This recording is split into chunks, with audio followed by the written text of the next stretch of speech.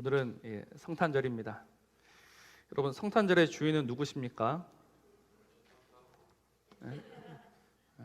성탄절의 주인공은 예수님이시죠. 그래서 얼마 전에 이제 저희 집에서 아이들은 저희 집 막내가 이제 5살이잖아요. 그러니까 아직도 산타를 기다립니다. 그래서 제가 그 동심을 지켜주고 싶어가지고, 근데 옆에서 제 아내가 그런 건 빨리 깨야 된다는 거예요. 그래서 빨리 진실을 알려주었습니다. 율겸아, 산타가 있어요, 없어요? 없죠, 그죠? 이제 여러분, 이 성탄절의 주인공은 언제나 예수 그리스도이십니다. 그분이 오셨고, 그분이 우리를 위해 죽으셨고, 그분이 부활하셔서 우리를 다시 그 영원한 생명으로 들여보내 주시는 거예요. 그러니까 이 성탄절마다 우리는 이 주인이 되시며 우리의 모든 것 되시는 그 주님을 기억해야 합니다. 우리가 지금 새벽에 빌립보서를 묵상하고 있는데요, 그분은 하늘을 버리고 오셨습니다. 하늘을 포기하고 우리에게 오셨습니다. 하늘을 버리고 하늘을 포기하셨다는 의미가 무엇이냐면, 오늘 저와 여러분이 그 하늘보다도 더 귀하고 더 가치 있고 더 중하다라는 것을 몸소 보여주신 거예요. 그냥 말로만 우리를 사랑하신 것이 아니라 그 하늘을 버리심으로, 그 영광을 버리심으로 너희들은 나에게 있어서 이 하늘보다도 소중하고 귀하고 복된 존재다라고 오늘 우리에게 말씀하고 계시는 거예요. 그러면 그 성탄을 기뻐하며 그 주님을 기뻐하는 우리도 오늘 우리 주님을 사랑할 때 말로만 사랑하는 것이 아니라 우리도 무엇인가를 보여줘야 될 거예요. 주님이 그 하늘을 버리시고 포기하셨는데 오늘 우리는 무엇을 버리고 무엇을 포기하고 있습니까?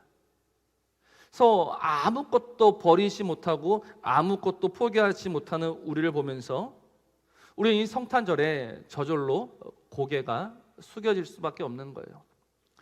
내가 주님을 사랑한다라고 했었는데 내 안에는 주님을 사랑함이 없었구나. 내가 정말 주님을 기뻐한다라고 했었는데 내 안에 그 주님을 기뻐함이 없었구나. 그럼에도 불구하고 우리가 믿는 것이 있습니다. 나의 사랑이 없음에도 불구하고, 나의 이 마음이 없음에도 불구하고 주님은 나를 사랑하신다. 우리는 이 진리를 믿는 거예요. 내가 주님을 사랑했기 때문에 주님이 나를 사랑하신 것이 아닙니다. 나는 주님을 사랑할 수 없었고 나는 오히려 주님을 미워했습니다. 우리는 다 양 같아서 그릇 행하여 각기 제 길로 갔습니다. 그러나 그 주님이 나를 사랑하셨습니다. 그래서 우리는 이것을 은혜다라고 부르는 거예요. 그래서 앞으로 성탄절이 다가올 때마다, 매 성탄을 보내실 때마다 그 사랑과 그 은혜를 알아가고 배워가며 그 주님을 닮아가는 저와 여러분 되시기를 우리 주님의 이름으로 축복합니다. 그래서 우리가 오늘 이 마태복음 1장 말씀을 볼 건데요, 우리가 잘 알고 있는 말씀입니다. 예수 그리스도께서 어떻게 태어나셨는지. 근데 저는 오늘 이 말씀을 보는데 21절을 다시 한번 보게 됩니다. 아들을 낳으리니 이름을 예수라 하라. 이는 그가 자기 백성을 그들의 죄에서 구원할 자이심이라 하니라. 근데 여기서 제가 유독 눈이 머물렀던 구절이 있다면 저기 있는 자기 백성이라는 말이었습니다. 자기 백성. 이 자기 백성이라는 뜻이 무엇일까요? 쉽게 말해서 우리가 주님의 백성이 아니었던 적이 한 번도 없었다라는 겁니다. 그러니까 주님이 이 땅에 오셔가지고 하나님의 백성 아니었던 자를 하나님의 백성으로 만든 게 아니에요. 주님이 오시기 전부터 우리는 누구의 백성이었습니까? 그의 백성이었던 거예요. 그래서 주님이 오심은 자기 백성을 만들려고 오신 것이 아니라 자기 백성을 찾으러 오신 겁니다. 잃어버리고 그리고 그 주님을 떠났던 그 백성을 찾기 위해서 오셨다라는 겁니다. 그건 이 성탄절 아침에 우리가 다시금 기억하게 되는 진리는 무엇이냐면, 우리가 단 한 번도 그의 백성 아니었던 적이 없었다라는 거예요. 우리는 그에게서 잊혀진 적이 없었고 우리는 그에게서 지워진 적이 없었다라는 겁니다. 그러나 문제는 뭐냐면 살아가다 보면 어떤 생각이 듭니까? 잊혀진 것 같고 지워진 것 같다라는 생각을 많이 하게 됩니다. 왜냐하면 너무 힘들다 보니까, 너무 어렵다 보니까, 너무 아프다 보니까. 주님이 나를 잊으신 것 아닌가? 주님이 나를 버리신 것 아닌가라는 그런 생각을 우리는 할 수밖에 없는 겁니다. 그게 인생의 연약함이죠. 저는 2007년부터 2008년까지 한 2년 동안 필리핀에 있었습니다. 그래서 그 필리핀에 있으면서 이 혼자 있는 느낌을 참 많이 받았습니다. 왜 하나님께서 나를 이곳에 보내셔가지고 왜 굳이 이 척박한 삶을 살게 하시는가? 그때 제가 그 한인교회 전도사로 섬길 때 월급이 우리 돈으로 30만 원이었습니다. 그 한 달에 30만 원 받으면서 2년을 살았는데 내가 왜 여기 있어야 되는가? 그리고 특별히 이제 몸이 아프거나 힘들 때는요, 당장이라도 한국에 가고 싶었어요. 근데 이제서야 다시금 그때 그 시간이 은혜였었고 사랑이었음을 지금 다시 생각하고 있습니다. 제가 그때 그 같이 모셨던 목사님이 그 원병희 목사님인데, 목사님하고 이렇게 밤에 공항에 참 자주 나갔습니다. 한국에서 오는 비행기가 보통 12시, 1시 이때쯤 도착하거든요. 그러면 이제 한국에서 선교팀이 오면 픽업하러 나가야 되는 거예요. 근데 이 필리핀 나라의 특징이 뭐냐면 이 비행기가 연착이 자주 됩니다. 뭐 2시간도 좋고 3시간도 좋은 거예요. 그럼 어떡합니까? 그 목사님은 둘이 그 공항에 앉아가지고 뭐 밤하늘의 별을 보고 있는 거예요. 그거 제가 한번 여쭤봤습니다. 목사님, 참 이 한인 사회에서 목회하는 게 어렵지 않습니까? 라고 여쭤봤었는데 그 목사님이 재미있다라고 하시는 거예요. 사실 재미있을 게 하나도 없습니다. 이 한국하고 필리핀은요 가까워요. 그래서 자주 한국에 돌아갑니다. 그 교회에서 조금 이제 섬기다가 그 목사님이 이제 좀 믿을만하다 싶으면 한국에 가고 없는 거예요. 제가 2년 동안 있으면서 많은 가정이 왔다가 또 많은 가정이 돌아갔습니다. 그래서 제가 옆에서 보니까 너무 힘든 거예요. 왜냐하면 옆에 사람이 있어야지만 목회를 하는데 사람이 없으니까. 근데 그 목사님께서 하시는 말씀이 그래서 재밌다라는 거예요. 그래서 뭐가 재밌습니까? 라고 물어보니까 하나님 의지하는 법을 배워가고 있대요. 처음에는 이제 사람한테 눈이 가다가 점점 그 시선이 하나님에게 옮겨가고 있고, 하나님을 주목할 때마다, 하나님을 바라볼 때마다 하나님께서 신실하게 채워가시는, 하나님께서 이끌어가시는 그 은혜와 역사들을 보고 있으니 재밌다라고 이야기하시는 거예요. 그때 저는 그게 하나도 이해가 안 됐습니다. 근데 이제 제가 사림교회에서 3번째 성탄절을 보내고 있는데 이제 조금씩 그 재미를 알아가고 있습니다. 물론 지금도 급하면 이렇게 눈이 돌아갑니다. 사람한테 전화를 할까 말까 수없이 고민합니다.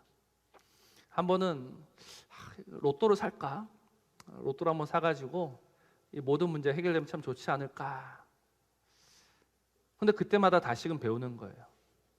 나는 잊혀진 존재가 아니고, 나는 버려진 존재가 아니고, 나는 그의 백성이었고, 그의 사랑이었고, 그의 사람이었음을 계속해서 배워가고 있는 겁니다. 내가 그의 백성이고 내가 그의 사람이라는 의미가 무엇입니까? 내가 반드시 너를 책임지겠다라고 말씀하고 계시는 거예요. 내가 반드시 책임지겠다.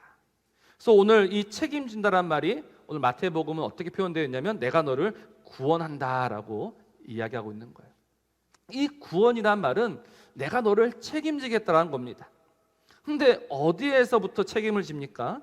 오늘 21절 말씀을 보면 자기 백성을 그들의 죄에서 구원할 자다라고 이야기합니다. 우리를 어디로부터 책임지시는가?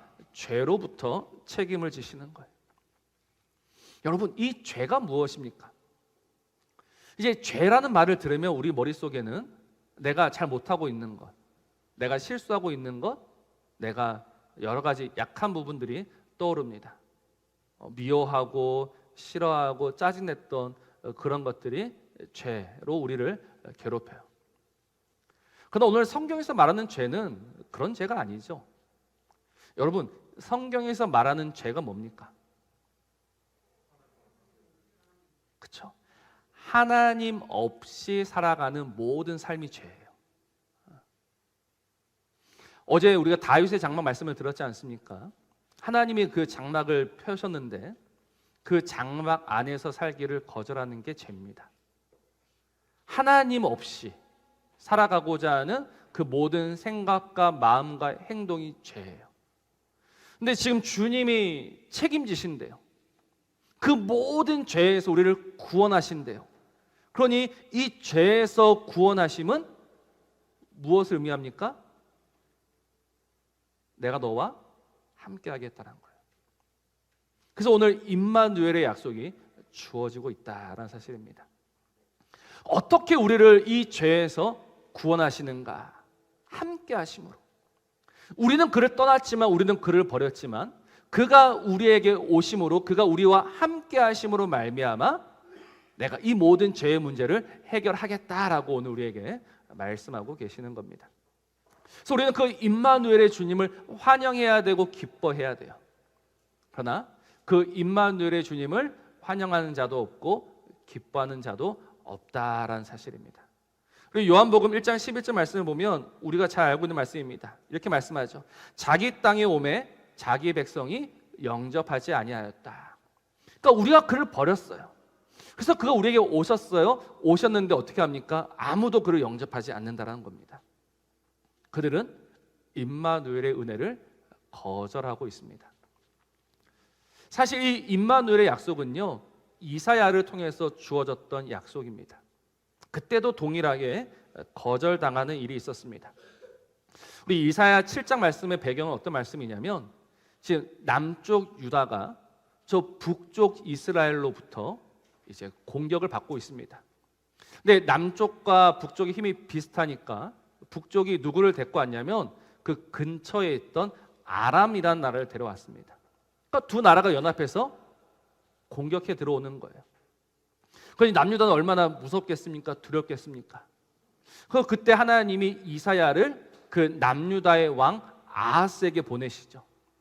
아하스에게 보내서 하신 말씀이 무엇이냐면, 걱정하지 말아라, 두려워하지 말아라. 그 아람과 북이스라엘은 타다 남은 나무 막대기 같은 자들이다. 이게 하나님이 주셨던 약속이에요. 그래서 하나님이 하나 더 말씀하십니다. 믿지 못하겠지?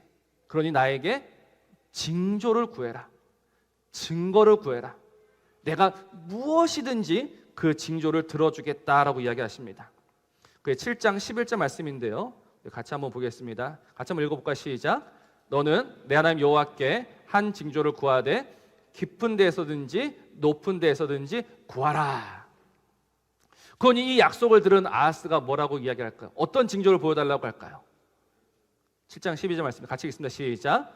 아하스가 이르되 나는 구하지 아니하겠나이다. 나는 여호와를 시험하지 아니하겠나이다 한지라. 자, 다시 한번 보여주세요. 아하스가 이르되 나는 구하지 않겠습니다. 나는 여호와를 시험하지 않겠습니다. 이건 믿음의 고백입니까? 이건 믿음의 고백이 아닌 거예요. 왜냐하면 아하스한테는 지금 살아남을 길이 하나 생겼거든요. 그 아람과 북이스라엘보다도 훨씬 큰 나라 아수르가 도와주기로 약속이 되어 있는 겁니다. 그러니 굳이 그 하나님의 약속을 믿을 이유가 없어요. 그 하나님을 붙잡을 이유가 없어요. 그래서 이 구하지 않겠습니다라는 것은 거절하는 겁니다. 그래서 이 거절하는 자에게 주셨던 하나님의 징조, 하나님의 약속이 무엇이냐면 7장 14절입니다. 7장 14절 우리 같이 한번 읽습니다. 시작. 그러므로 주께서 친히 징조를 너희에게 주실 것이라. 보라, 처녀가 잉태하여 아들을 낳을 것이요 그의 이름을 임마누엘이라 하리라. 아멘. 자, 이 징조, 임마누엘의 약속, 이 임마누엘의 약속은 누구에게 주어진 것인가? 하나님을 거절했던 자에게. 하나님을 거절한 자에게 하나님은 임마누엘의 약속을 주시는 거예요. 내가 너희와 함께 하겠다라는 겁니다. 근데 여러분, 이 말 한번 잘 생각해 보세요. 보라, 처녀가 잉태하여 아들을 낳을 것이요 그의 이름을 임마누엘이라 하리라. 그러면 이 약속은 어떤 말씀이 되냐면 심판이 되고 저주가 되고 징계가 되는 거예요.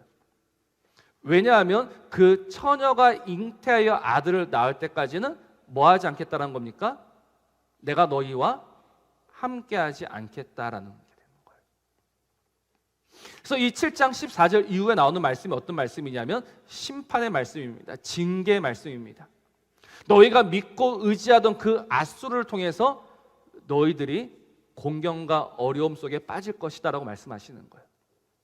그러니까 하나님께서 이 임마누엘의 약속이라는 것은 그 처녀가 잉태할 아들을 낳을 때까지, 예수 그리스도가 오실 때까지 너희들은 나와 함께할 수 없다라는 그 두려운 심판의 말씀이 된다라는 겁니다. 근데 감사한 것은 이제 그 예수가 오셔서 우리와 함께하고 계시는 거예요. 이제는 그 예수가 우리에게 오셔서 영원토록 함께하고 계시는 거예요. 그러나 여전히 그 예수를 거절하는 자들이 있습니다. 여전히 그 임마누엘의 은혜를 거절한 자들이 있습니다. 그래서 이제는 그 은혜를 거절한 자들에게는 하나님이 무엇으로 갚으시는가? 심판으로 갚으시고, 그 은혜를 믿는 자에게는 생명으로 갚아주시는 거예요. 우리 먼저 요한복음 3장 18절 한번 보겠습니다. 이 임마누엘의 은혜를 거절한 자들에게 어떻게 하시는가? 같이 한번 읽어볼까요? 시작. 그를 믿는 자는 심판을 받지 아니하는 것이요 믿지 아니하는 자는 하나님의 독생자 이름을 믿지 아니함으로 벌써 심판을 받은 것이다. 이제 이 임마누엘의 은혜를 거절하는 자에게는 심판이 있는 거예요. 그러나 믿는 자에게는 생명이 있습니다. 요한복음 3장 16절, 우리가 잘 알고 있는 말씀이죠. 시작. 하나님이 세상을 이처럼 사랑하사 독생자를 주셨으니 이는 그를 믿는 자마다 멸망하지 않고 영생을 얻게 하려 하심이라. 이 임마누엘의 은혜를 믿는 자에게는 생명으로 갚아주신다는 겁니다. 사랑하는 성도 여러분, 오늘 우리는 이 임마누엘의 은혜를 얼마나 믿고 있습니까? 이 임마누엘, 오늘 우리를 자기 백성이라 부르시는 이 하나님의 사랑과 은혜를 얼마나 믿고 붙들고 살아가고 있습니까? 오늘 이 마태복음에는 이 약속을 믿는 한 사람이 나옵니다. 오늘 본문의 또 다른 주인공이라고 할 수 있는 그 예수님의 아버지 요셉입니다. 요셉, 여러분 이 요셉의 삶을 한 번쯤 생각해 보셨습니까? 그 이스라엘의 풍습에서 결혼하기 전에 약 1년 전, 우리로 하자면 약혼을 합니다. 정혼이라고 합니다. 이거는 결혼과 똑같은 거예요. 그래서 이제 1년 뒤에 이제 결혼을 해야 되는데 갑자기 그 아내 마리아가 임신했다는 소식을 알게 됩니다. 당시 간음죄는 돌에 맞아 죽어야 하는 죄입니다. 그래서 지금 요셉은 어떻게 하려고 했었는가? 가만히 끊고자 했습니다. 이 끊다라는 것은 이제 이혼한다라는 의미가 되는 거예요. 그래서 드러내지 않고 증인 2명이나 3명을 불러서 그 모든 관계를 정리하려고 했습니다. 근데 하필 그 천사가 나타나서 이야기하는 거예요. 지금 그 아이는 성령으로 잉태된 것이다. 그래서 이 약속을 들었어요. 이 약속을 받았어요. 그리고 데리고 와서 함께 살았습니다. 근데 여러분, 그 데리고 와서 함께 사는 것이 쉬울까요? 만일 천사가 요셉에게만 말한 것이 아니라 요셉 주변에 있는 모든 사람에게 그 사실을 말해주고 가르쳐줬으면 문제가 없었겠죠. 근데 오직 누구만 알고 있느냐? 요셉만 알고 있는 거예요. 사람들은 모릅니다. 그러니 그 사람들이 뭐라고 할까요? 수군대겠죠. 이야기하겠죠. 그때마다 요셉의 마음은 불안했을 거고 떨렸을 겁니다. 그러나 오늘 마지막 25절 말씀 보면 아들을 낳기까지 동침하지 아니하리니 낳음의 이름을 예수라 하니라. 결국은 기다렸고 그리고 그 결과 우리 주 예수께서 나셨습니다. 우리도 마찬가지라고 생각합니다.